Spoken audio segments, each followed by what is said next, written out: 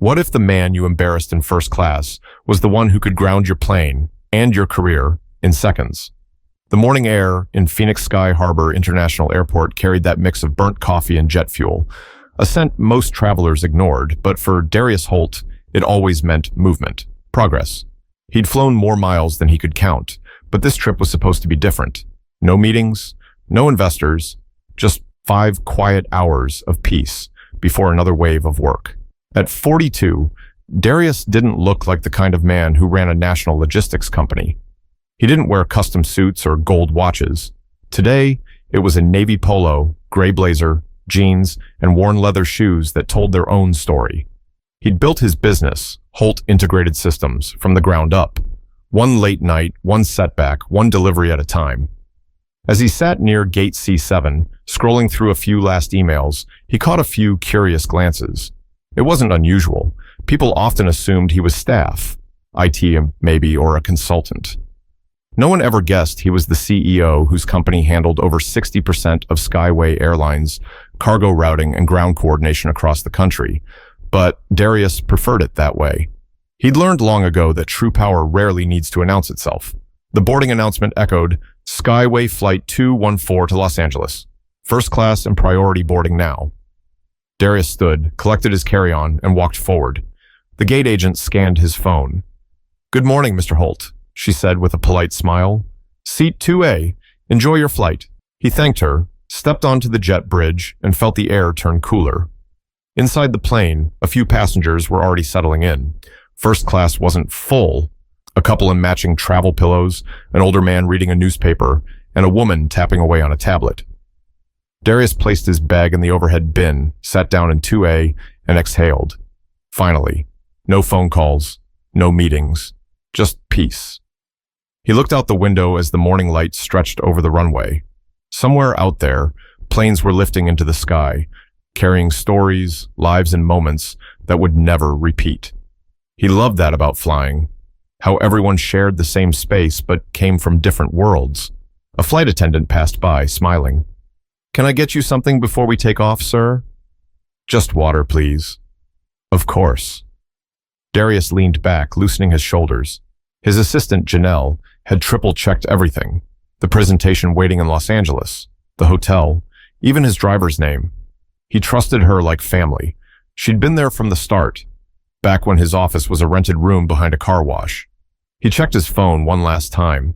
A message from her blinked at the top. All set for the LA meeting. Rest up. You've earned it. He smiled faintly. Maybe he had. But just as he began to relax, a shadow crossed his aisle.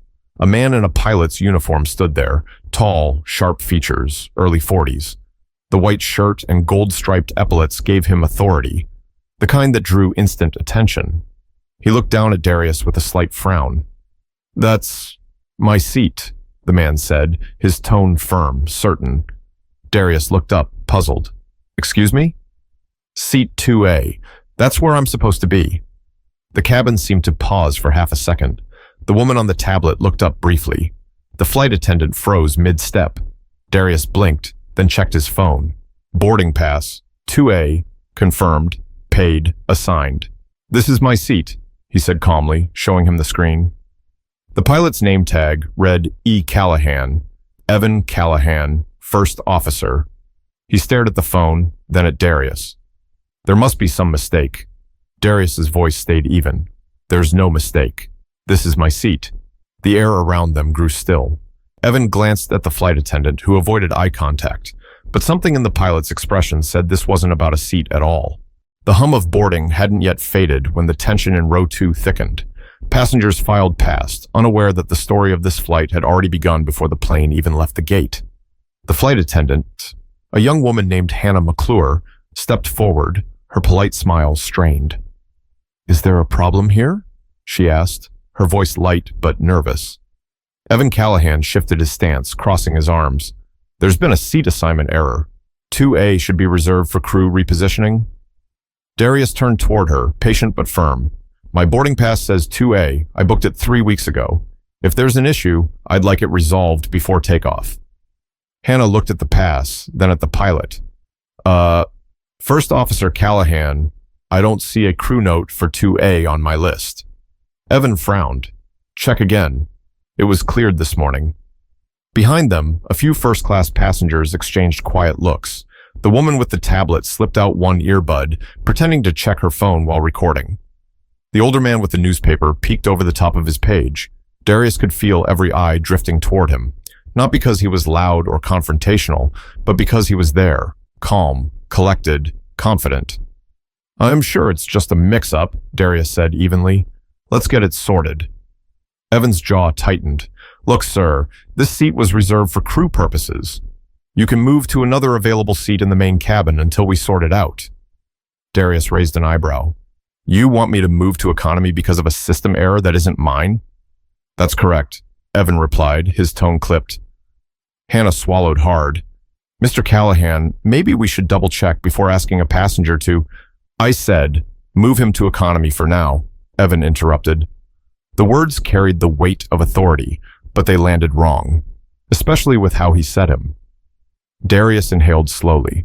He wasn't a man who liked conflict, but he'd spent his entire career walking a fine line between composure and pride. He'd been in boardrooms where people mistook him for an assistant. He'd been ignored in meetings until he spoke, and the room went silent.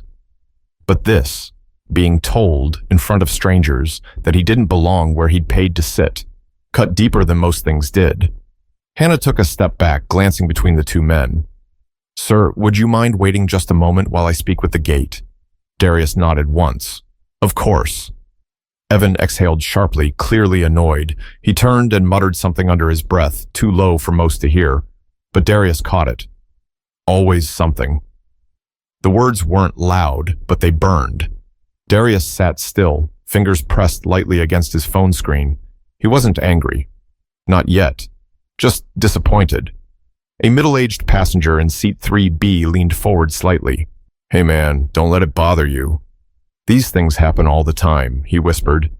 Darius turned his head, meeting his eyes. Do they? The man blinked, then sank back into his seat. Hannah returned a moment later, tablet in hand. Mr. Holt, I confirmed your booking. Seat 2A is yours. Darius nodded. Thank you. Evan's expression didn't change. There must be a system issue. I'll handle it after departure. But the moment had already shifted. The calm in first class had curdled into awkward silence. Hannah moved to prepare for takeoff, passengers avoided eye contact, and Evan stood just long enough to make sure Darius knew this wasn't over. But what no one knew, not yet, was that Darius Holt never argued twice. When he stayed quiet, something far bigger was already in motion. The seatbelt sign hadn't even come on yet, and already the air in first class felt heavy. You could almost sense it, that mix of politeness and judgment people wear when they're pretending nothing's wrong. Evan Callahan remained near the galley, whispering something to a senior attendant. Darius could tell from the sideways glances that the discussion wasn't about flight safety. He stayed composed, hands folded neatly over his phone, his carry-on tucked under the seat. Finally, Evan returned, this time without the calm tone. Sir, he said, we've verified the booking, but this seat is prioritized for operational staff. I'll need you to relocate so we can prepare for takeoff. Darius looked up, steady. Operational staff? You mean you? Evan's jaw twitched. Yes, it's for repositioning crew, which means your company overbooked, Darius cut in softly. That's not my responsibility. Evan didn't expect him to interrupt. His brows lifted slightly, a flash of irritation crossing his face. Look, I'm not trying to make a big deal out of this. Just move to an open seat in the back, and I'll make sure you're compensated. Compensated? Darius repeated slowly, almost as if tasting the word. Do you even hear how that sounds? The pilot exhaled through his nose. Sir, please. I'm asking politely. Don't make this harder than it has to be. Darius leaned back in his seat, silent for a few seconds. He didn't raise his voice. He didn't argue. He just looked at Evan. Really looked at him. The confidence in that gaze wasn't arrogance. It was something deeper. It came from years of having to earn respect in rooms where no one gave it freely. Then, quietly, I paid for this seat, Mr. Callahan. I'll stay right here. A murmur moved through the cabin, phones angled discreetly toward the aisle. The woman with the tablet now recorded openly. Hannah appeared again, trying to mediate. Gentlemen, please. We can resolve this calmly, Evan gestured toward Darius. Then ask him to cooperate. Darius smiled faintly.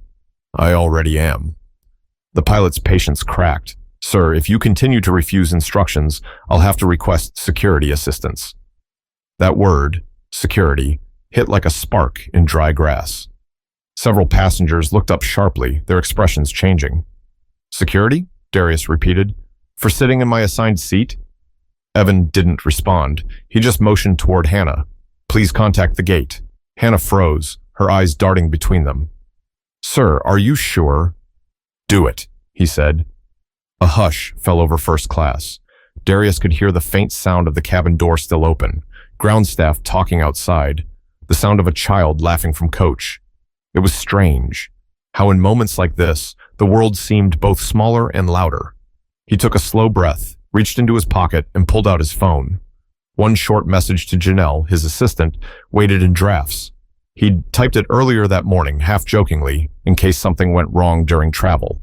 It said, if Skyway ever disrespects one of our team members, or me personally, terminate all contracts immediately. Now he edited it down to 6 words. Pull our contract with Skyway Airlines. He hesitated for half a second, not out of anger, but certainty, and then added 2 more. Effective immediately. He hit send. The phone screen dimmed. Darius placed it face down on the armrest and looked up just as a uniformed airport agent appeared at the door. Sir, the agent said quietly, we've been asked to speak with you about your seat assignment. Darius stood up slowly, calm as ever. Of course. Let's talk outside. As he stepped into the aisle, passengers watched silently. Some sympathetic, some curious, and some, the kind who always believed authority over reason, simply relieved it wasn't them. But for Evan Callahan, that brief walk down the aisle would mark the start of the longest 14 minutes of his career. When Darius stepped into the jet bridge, the sudden drop in noise felt like a release. No more whispers, no more staring eyes. Just the cold, metallic echo of the walkway and the quiet murmur of 2 gate agents unsure what to do next. The lead agent, a woman with short auburn hair and a badge that read R. Jameson, spoke first. Mr. Holt, I'm so sorry for the confusion. Can you tell me what happened? Darius's tone never wavered. Your first officer believes I shouldn't be in my assigned seat. Jameson frowned. We have you clearly booked in 2A. I don't understand. Neither do I, he replied, glancing back through the open cabin door, where Evan still stood stiffly at the bulkhead, arms folded like a guard. Hannah, the flight attendant, hovered behind him, her posture tense. He's saying it's for crew repositioning, she said quietly. Jameson shook her head.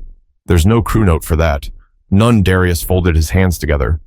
Then maybe you should ask him why he insisted otherwise.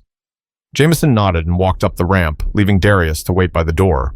A few passengers peeked through the curtain, the kind of onlookers who claimed to hate drama but couldn't turn away from it. Evan's voice carried faintly down the jet bridge. We have procedures, Rachel. Crew rotation always gets priority. And yet, Jameson said firmly, there's no record of any request. The passenger had this seat confirmed. Evan didn't reply. He turned toward the cabin instead, as if retreating into his authority would make the situation vanish. When Jameson returned, she sighed. Mr. Holt, I'll make sure this is corrected. Would you like to continue on this flight or wait for another? Darius studied her face. She meant well, but the fatigue in her eyes told him what he already knew. This wasn't the first time she'd had to clean up someone else's arrogance. I'll stay, he said, but I'll take a seat in economy. Sir, you don't have to do that. I know, he said softly. I'm choosing to. He took his carry-on, walked back through the cabin. Every head turned as he passed. The air in first class had gone stale, thick with quiet embarrassment. The man in 3B who'd told him not to let it bother you couldn't even look up. The woman with the tablet hit stop recording as if erasing her guilt. Evan pretended to check his watch. Darius paused by his seat, looked at him, and said only 2 words. Calm, measured, absolute. Enjoy it. Then he kept walking. Down the aisle, past rows of faces pretending to be distracted. Past the curtain, where the chatter of coach passengers filled the space again. He found an empty seat near the back, tucked his bag beneath the chair, and settled in. For the first time that morning, he smiled. Not out of joy, but understanding. Some lessons aren't taught in boardrooms. They're taught right in front of people who think you have nothing to teach them. Meanwhile, up front, Evan Callahan returned to the cockpit. He straightened his tie, checking his reflection in the darkened windshield. The captain beside him, an older man named Tom Rayner, glanced over. "You good, Callahan?" "Yeah," Evan said curtly. "Just a seating mix-up." Rayner grunted. "All right, let's get clearance." But when he radioed ground control, the reply wasn't what either man expected. "Hold position, Sky, way 214. Operations just flagged an internal request. Stand by." Rayner frowned. "Internal? What kind?" The controller's tone was clipped. "Network-wide hold. Company systems are locking. Sit tight." Evan looked up sharply. "What do you mean, locking?" Rayner shrugged. "Means something just broke. Or someone broke it." But 14 minutes later, Evan Callahan would realize that the man he pushed out of first class wasn't just another passenger. He was the one person who could stop every Skyway flight in the air. The cabin lights dimmed slightly as the crew prepared for departure, but the plane didn't move. The low chatter of restless passengers began to ripple through the aisles. Some were already checking their watches, others glancing toward the window for any sign of movement. But nothing. The plane stayed parked. Darius sat quietly in seat 24C in the middle of the economy section. He didn't mind the cramped space, not after everything. The hum of voices around him was oddly comforting. No one here knew who he was, and for once, he was fine with that. His phone buzzed softly against the tray table. It was a message from Janelle. Done, confirmed, contract termination filed. He read it once, then again, then locked the screen. He wasn't angry. That emotion had left him the moment he stepped into coach. This was business, not revenge. His company's systems handled cargo logistics, fuel scheduling, maintenance routing, and flight equipment tracking for Skyway Airlines. Without his team's network running in the background, their entire operation would grind to a halt. And it just had. Across the intercom, Hannah's voice broke the uneasy quiet. "Ladies and gentlemen, we're experiencing a short delay due to a systems issue. We'll be departing shortly. Thank you for your patience." A few passengers groaned. Someone muttered something about tech problems. Darius simply closed his eyes. Up front, though, tension was mounting fast. Captain Rayner leaned toward the instrument panel, tapping buttons that didn't respond. "Nav uplinks down. We're not getting our flight plan data." Evan frowned. "That's impossible." "These systems are centralized." "Yeah, and apparently offline," Rayner said. "Dispatch says every Skyway aircraft is holding. They're blind across the network." Evan stared. "Every aircraft?" Rayner nodded grimly. "Yep, whole system went dark about 10 minutes ago. Some kind of logistics freeze." That word hit Evan hard. Logistics. He remembered the man in 2A, calm, sharp, confident. Logistics. He could almost see Darius's face again, the quiet way he'd said, "Enjoy it." Hannah poked her head into the cockpit. "Captain, passengers are starting to get restless." "Do we have an ETA?" Rayner sighed. "Tell them it's a system outage. We can't move until corporate clears it." Evan leaned back in his seat, staring blankly at the windshield. His confidence, the steady sense of control he always carried, started to slip. "Did they say what caused it?" he asked quietly. Rayner shook his head. "They're still figuring it out." Something to do with ground coordination. One of their main logistics providers just suspended service. That sentence landed like a punch. Evan's stomach turned. "Who?" Rayner squinted at the message coming through on the comms tablet. "A company called Holt Integrated Systems." Evan froze. Rayner kept reading. "CEO's name, Darius Holt." Evan's mouth went dry. "You're kidding."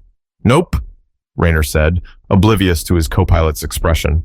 "Apparently this guy's company runs all our back-end freight tracking. Without them, we can't schedule fuel loads, cargo transfers, nothing. We're grounded until further notice." Evan's heart hammered. His throat tightened, his pulse picking up speed. He leaned forward, elbows on his knees, eyes on the darkened runway lights outside.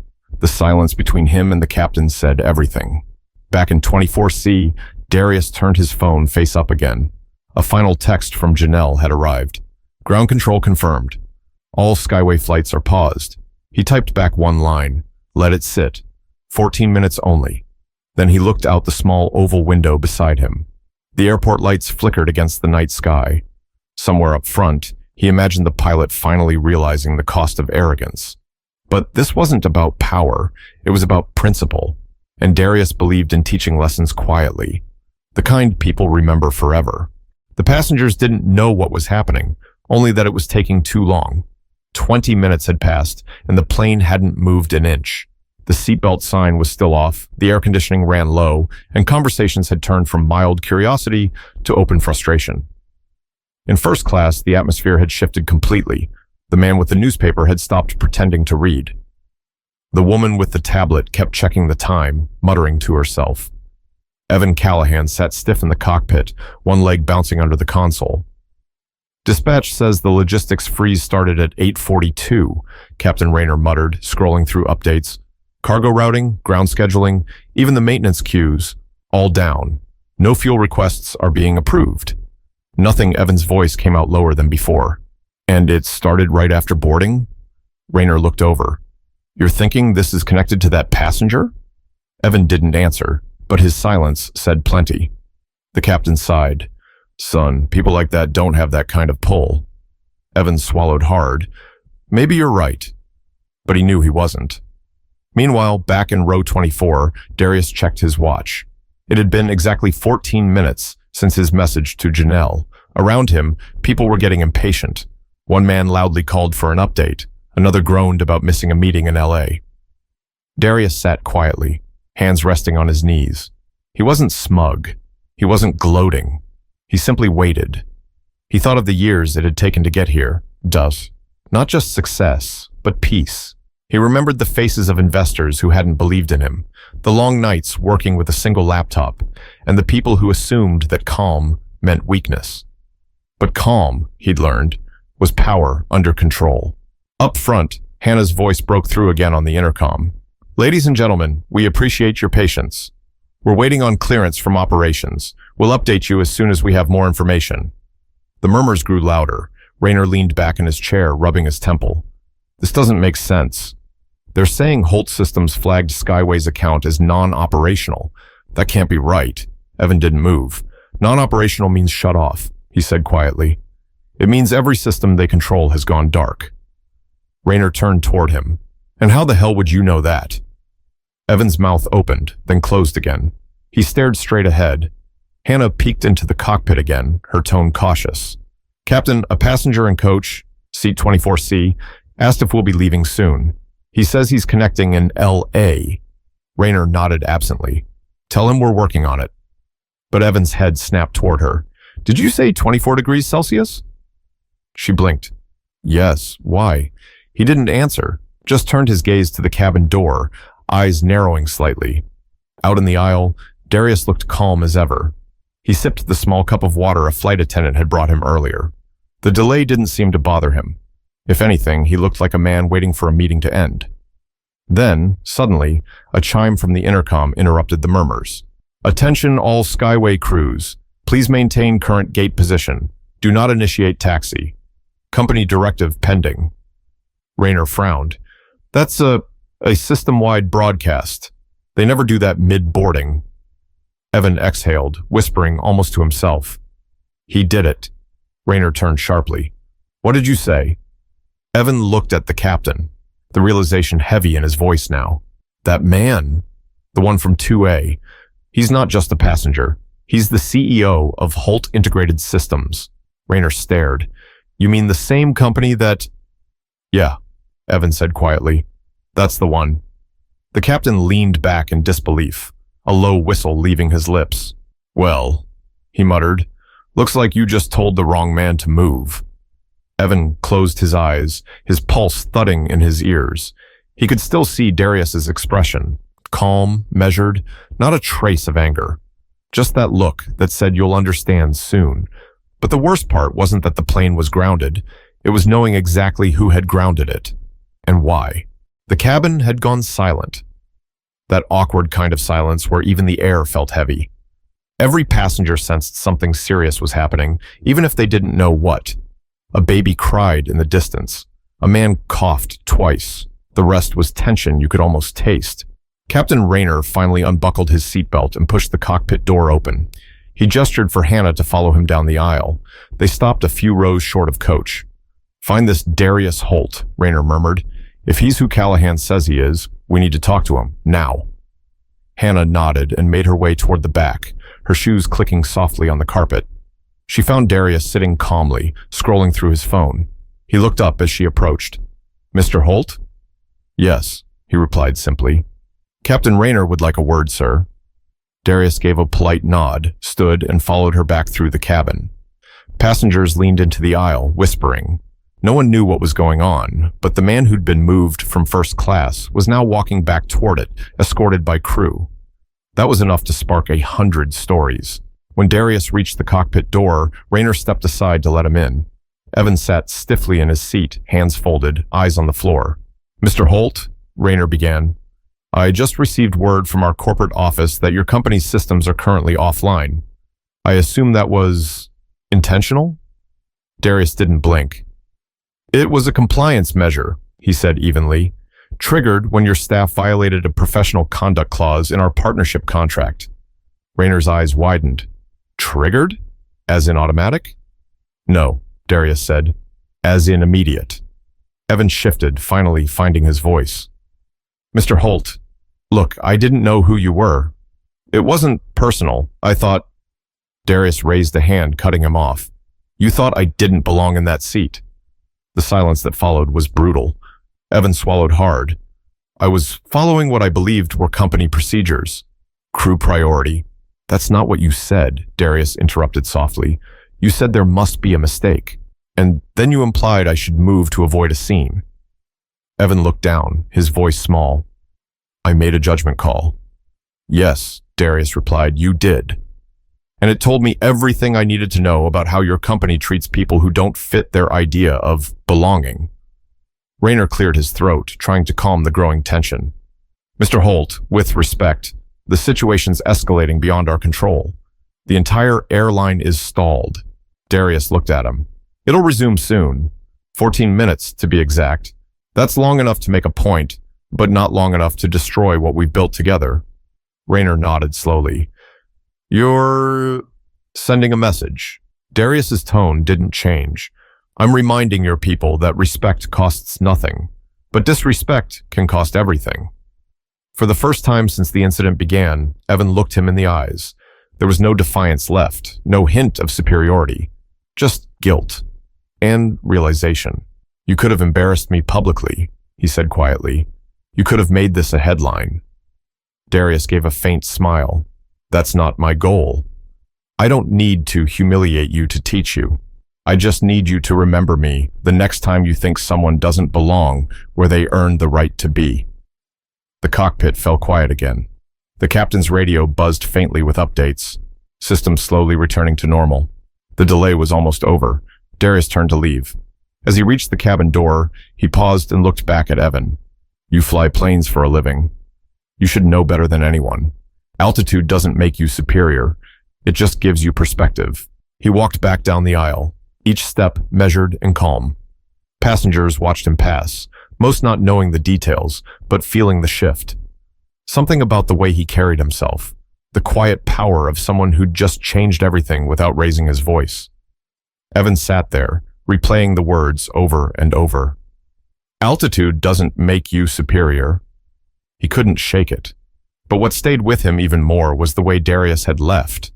No anger, no gloating, just a calm dignity that stripped every excuse bare. By the time Skyway Flight 214 finally rolled away from the gate, the sun had climbed high over the Arizona desert. The delay, officially logged as temporary systems malfunction, had lasted exactly 14 minutes. Nothing more, nothing less. To the average passenger, it was just another frustrating delay. To Evan Callahan, it was a lifetime compressed into a quarter of an hour. He hadn't spoken a word since Darius left the cockpit. The captain didn't press him. Sometimes silence was the best punishment. He just followed procedure, waiting for clearance, running through his checklist, while Evan sat staring at the controls that suddenly felt like they weighed a ton. Down in 24 degrees Celsius, Darius sat quietly, looking out the window as the aircraft began to taxi.